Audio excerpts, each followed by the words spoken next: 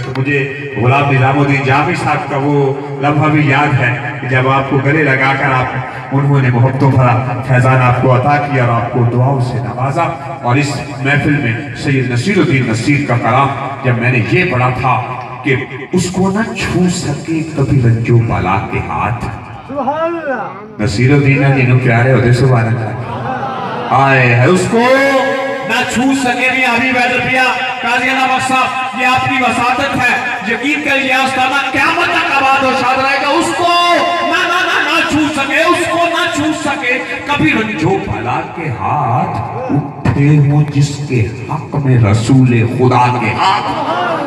बेहद तो बेशुमार खताएं सही मगर किबला बेहद तो बेशुमार कुर्बान जवान नसीरुद्दीन साहब आपके मज़ारे अक़दस की मट्टी पर मुझ जैसे लाखों कुर्बान के बेहद तो बेशुमार खताएं सही मगर और कुछ गम नहीं के लाज है अब मुस्तफा के हाथ।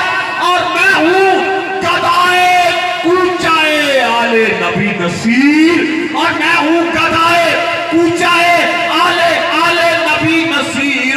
देखे तो मुझको नारे जहन्नुम लगा के हाथ। जरा कारी मोहम्मद बिराज